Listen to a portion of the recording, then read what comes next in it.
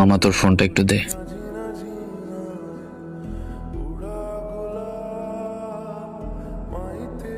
লামিয়া কোথায় তুমি? বলো। আমি বাসায়। দুপুর খাইছো? না, এখনো খাওয়া হয় নাই, গোসল করে আসলাম মাত্র। বলো, তুমি ফ্রেশ হও নাই? খাবার খাইছো তুমি? না, এখনো কিছুই করিনি। একটা হেল্প লাগবে লামিয়া। কি বলো? কিভাবে যে বলবো, অনেক বিপাকে পড়ে তোমার কাছে হেল্প চাইতে হচ্ছে। কোন মুখ নিয়ে বলবো বুঝি না, বাট তবুও বলি। আরে আজব, বলো বলো, সমস্যা নাই। আমাকে কি 1000 টাকা ধার দিতে পারবা? তুমি আমার থেকে টাকা চাচ্ছ? হ্যাঁ, আমার খুব প্রয়োজন লামিয়া। ওয়েট, রিলেশনে গেলাম মাত্র 3 মাস হয় নাই, তুমি এখনই আমার কাছ থেকে টাকা চাচ্ছ? তাও মাত্র 1000? আমার খুব প্রয়োজন। থামো, তুমি আমার কাছে টাকা চাইবে এটা আমি কল্পনাও করতে পারিনি। ছি, আমি তোমার মতো লোভী একটা ছেলের সাথে রিলেশনে গেছি। এখন হয়তো বলবে সামান্য 1000 টাকার জন্য আমি তোমাকে কেন অপমান করতেছি। আমি তোমাদের মতো ছেলেদের ভালো করেই চিনি। আজকে সামান্য, কালকে আরেকটু বেশি, আবার আরেকদিন এত হাজার, ইত্যাদি। তোমাদের মতো লোভী ছেলেদের আমি ভালো করেই চিনি। নিজের প্রতি ঘৃণা হচ্ছে যে আমি তোমার মতো একটা ছেলের সাথে এই কয়দিন রিলেশনে ছিলাম। লজ্জা হচ্ছে আমার নিজের চয়েজের প্রতি। আর কোনোদিন SMS দিবা না আমাকে, দেখা তো দূরের কথা। শেষ আবদার এতটুকু তোমার কাছে, তুমি আমাকে ব্লক করিও না। আমি তোমাকে SMS ও দিব না, প্লিজ। ঠিক আছে।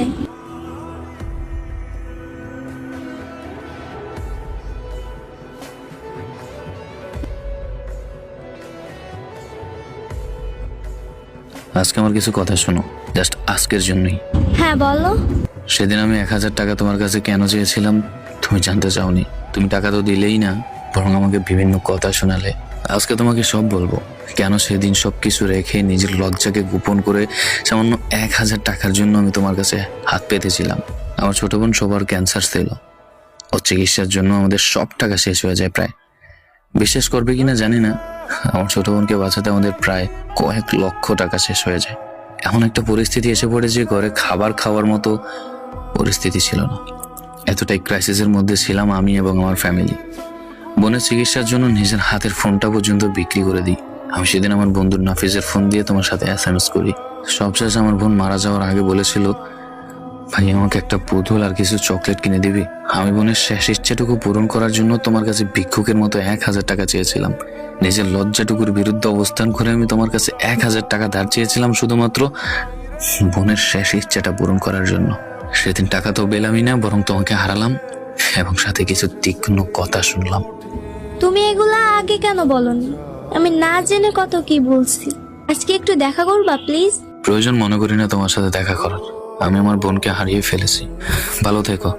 কাউকে যাচাই করার আগে একবার হলেও তার পরিস্থিতি বুঝে তারপর তাকে আঘাত দিও, কারণ প্রিয় মানুষের দেওয়া আঘাতগুলো একদম ভিতরে গিয়ে লাগে।